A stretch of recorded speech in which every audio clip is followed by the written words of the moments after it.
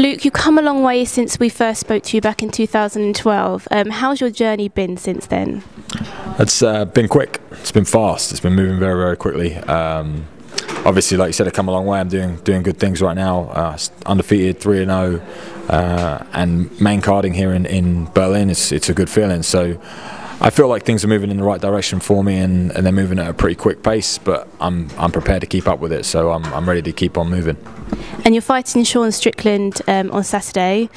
You're both undefeated. What was your first thoughts when you heard about the matchup? Well, I asked for it. I said to Joe Silva, I was at Dallas, I was there at the fight, so I watched Kelvin beat Rick Story, and that's the reason I was there, to support him. And then I saw the welterweight world title fight, and on the undercard of that was Sean Strickland fighting Bubba McDaniel. And I'd been asking for fights with Joe. I'd been speaking to him and saying, who am I fighting? I want to fight straight away. Like, who can I get? And he was like, there's just, it's hard to match you up right now. There's no one about. There was no one like who I could really see myself fighting. And then I saw Sean win, and I, great fight for him. Beat Bubba, his debut, first round finish. Very, very impressive. Saw Joe Silva, and I said, what about Sean Strickland in Germany? And he said, done. That's it. That's the fight you're going to get. So I asked for it. So I've known about it a little while, and I started training for it straight away. I'm sure found out straight away as well, so we've been training for each other for a while. And he's a tough guy. You don't get to 14-0 by being a bum. He's been really, really putting the work in, fighting all over the place as well. He's been fighting in the Philippines, America, not just at home on his home show. So I just don't feel like he's been tested very, very against tough competition. I think he's had very favourable matchups, and I feel like now he's here at the UFC, he can't do that anymore. I think Bubba was the toughest guy he's fought, and he ran through him pretty well. I think I'm a lot tougher, and I hit a lot harder, and I think he's in a lot of trouble. So as an opponent for you, how do you feel your styles are going to match up? I feel like he moves a lot. He's got very, very good movement, whereas I don't. I have like high cardio levels and I move as well, but I'm very stationary and weight, and I'm a bit more of a power puncher than he is, and he's more of a counter striker. So I feel like if he tries to be a counter striker against me, it's going to be terrible for him, because I'm longer, bigger, hit harder, and he's going to be in trouble, which is how he usually fights. So I think he's going to have to change it up. I think stylistically it's a great fight for me. I think he's a striker, really. I think he's got the whole package, but I think he really likes to strike and stand.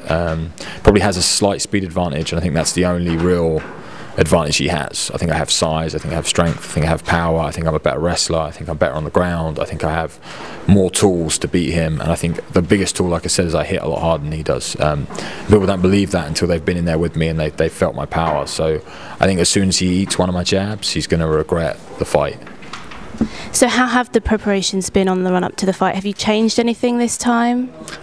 Preparation's not been great. I've had a few setbacks, a few problems. It's not going to affect me for the fight at all. It's always good to have great preparation, but there's always obstacles in life. Things always pop up. It's up to you how you meet them and you challenge them. I think obviously I was in a car accident a few weeks ago, about 3 weeks now, which that made me take about a week off training, hard training, and I brought Jimmy Quinlan over from the States, who's a formidable wrestler, fantastic on the ground, to get hands on with me and train and be a sparring partner for me. He was in the crash as well, and he's got severe injuries, so he couldn't train with me. I haven't been able to train with the guy for 3 weeks. He's got like a big gash on the back of his head, and so I lost him in a training partner who I brought in especially for the fight. But apart from that, I feel ready to go, and I feel in great shape. I had a fantastic training camp for Mats Nilsson, which was only 9 weeks ago, or whenever I fought Mats. So I feel like I'm in better shape now than I was for that fight, and that was the best training camp I've ever had. So preparations have been a bit shaky, but they're definitely not going to affect me on the night. Because you're both undefeated, is there any pressure? Because obviously one of you is going to be leaving with their first loss. Are you feeling the pressure because of that? And I don't personally. I don't know about Sean, but being undefeated is fantastic. It's a great selling point in the UFC. Not a lot of guys can do it. It's a very, very hard sport to be undefeated in. It's not like boxing where you can go 30-0. It doesn't happen here. And the UFC, I'm mixing up with the best guys in the world. So I think I don't think about that stuff. You know, when it comes to competing, it's just it's a competition, and I'm just not used to losing. I don't know how it feels, you know. So Sean's the same. He believes in himself 100%, and he's never tasted defeat. So I think within the fight, you'll see that when it gets to a tough spot, when one of us is in a tough place, there's no give up, there's no give in either of us. It's gonna have to put us away. I'm gonna have to put him away, he's gonna have to try and put me away. You know, if he gets me in a tough position, I'm not gonna roll over and die, you know. Whereas if you've lost before, that can be in your head. I feel, you know, like I always feel, I feel extremely confident, I feel extremely good. I think once you've lost, then maybe the pressure builds on a loss. But now I feel like I can't be beat. And that's, you know, it's a good feeling. It's definitely a great feeling. So no pressure. I have more pressure on me because I'm the favourite in this fight, and I want to do more. You know, Sean wants to fight in the UFC. He wants to win fights. That's all he cares about, is winning fights. You know, I got bigger goals, bigger aspirations, and I want to do a lot more with the sport and in the sport, and I want to be a bit more of a personality within the sport and have people know what it is. Sean's just worried about fighting. I'm worried about all of this stuff. I'm worried about talking to people, you know, which doesn't take away from the fight at all. People think like we should be concentrating 100% on the fight. It just gives me more reasons to win. That's all it does. It gives me more and more reasons to win. I'm going to achieve more by winning. I get more opportunities by winning, and it pushes me in a better place by winning. If Sean wins a fight, he's just won another fight. That's all it is to him. And he's had 14 of those and won those, so it means a lot more to me than it does to him. Sean recently said in an interview that you pick and choose your fights. What do you think of that comment? I think this fight was the only fight I've ever picked. I fought Colin Hart in The Ultimate Fighter, and that was quite a tough fight, and I came through that one. And then they gave me Andrew Craig, who was 3-1 in the UFC at the time. He'd just come off of a win against Chris Lieben. He knocked out Rafael Natal with a head kick. You know, very tough guy. Really, that's still the greatest win of my career. That's the best feeling I've ever had when winning a fight, was beating Andrew Craig. And you know, that definitely wasn't a pick and choose fight. Then Mats Nilsson, that was a slightly easier contest in the way you look at it. But the guy has been around the European scene for a very long time. I've known about Mats Nilsson. You know, the UFC haven't known about. I've known about the guy for 5 years. I've watched him fight for a long time. He's a world champion grappler, European champion grappler. He was looking unstoppable on Cage Warriors and shows like that coming up. So I'd known about him a long time, and he's a tough guy. Just because I beat him the way I did, people think, oh, you know, he's picking and choosing, getting easy fights. I tell you, Mats Nilsson will beat a lot of guys in the UFC, and we'll see that. So Sean's actually the only guy I've ever picked. I've asked for guys, I've asked for a few guys, and never been given them. And then Joe just went, oh, all right, we'll give him. You can have Sean. You know, like. And after this fight, I believe it's going to get tougher and tougher and tougher. So I don't know where Sean has got that. I think Sean's been picking his fights. He's been fighting on King of the Cage, and every opponent you look at, it looks like they're tailor-made for Sean. So I think it's just his frustration that he hasn't got to pick this fight, and he's up against a guy that he feels inferior to.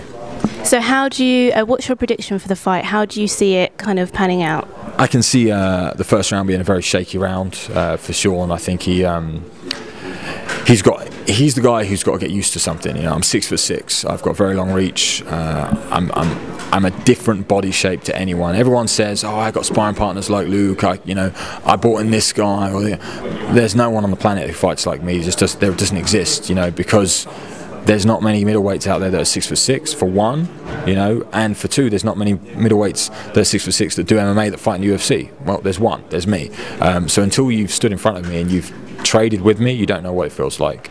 And every sparring partner I've ever had has always said the same thing. They've always said, like, you know, even when I met Sean at the Open Workouts, he was like, "Man, you are tall. I didn't realise you were so tall." It's like, yeah, you don't realise until I stand in front of you, you know, and you won't realise how hard I hit until I hit you. You know, it's the way it is. There's no one like me. There's no one like me, and it's similar with the Alexander Gustafsson thing. You know, I don't compare myself to Alexander Gustafsson and say, but we're, you know. You don't know how hard that guy hits until you get hit by him. I've trained with him, he hits very hard. And you don't know what it's like and how he's hard to hit and how he moves. And I'm the same, you don't know how hard I hit until you get hit, and you don't know what it's like to face me until you've faced me. So the first round for him, he's got to work all of that out.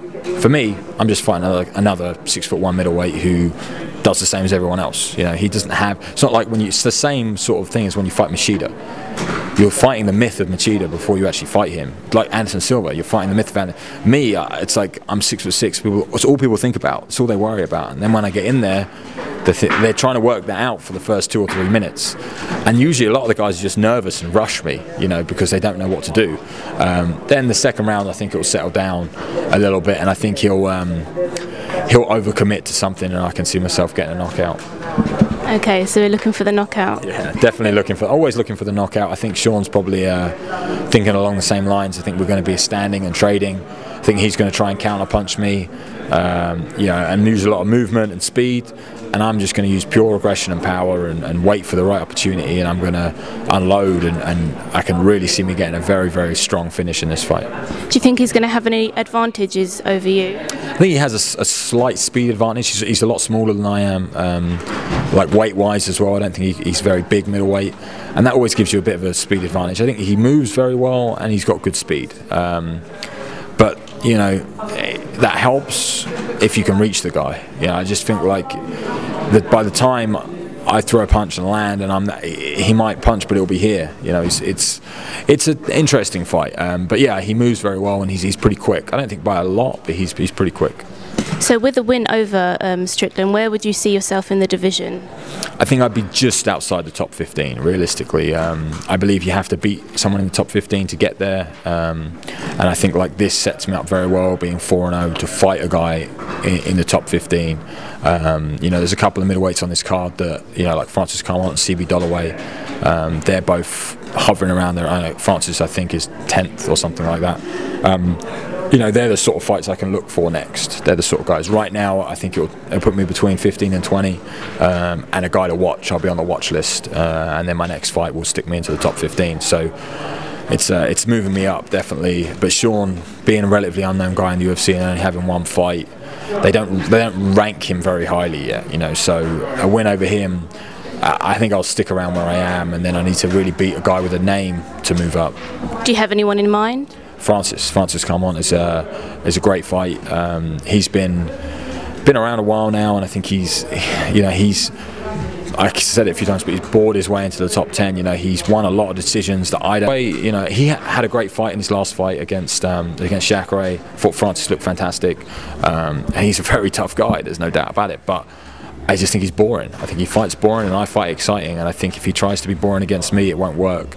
And it's a great opportunity for me to fight him, obviously. And he's fighting on the same card as me, and he's one fight above me. So if he wins and I win, it makes sense.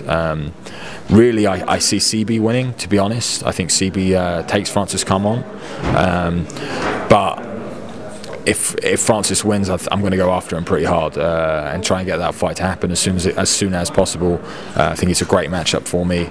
CB Dollaway, if he wins again, it could be another name on my list. We're ranked pretty closely, and you know, and people were going to start asking for me to fight a wrestler. They're going to want to see it. They're going to want to see, oh, Luke Barnatt's not fighting any wrestlers. He's just, oh, okay, give me a wrestler and we'll see what happens. So there's a lot of options, but Francis is top of my list, and maybe it'll take another fight to get to him, especially if he wins. But you know, I think he's had 7. This will be his 8th fight in the UFC. This will be my 4th, and he's never won a bonus, and I'm going to win my 2nd bonus on Saturday night. So he could use a fight like me to have an exciting fight and to get some fans, really. We look forward to seeing your fight on Saturday, Luke. Thank you very much. I appreciate it. Thank you. Thanks. Cheers.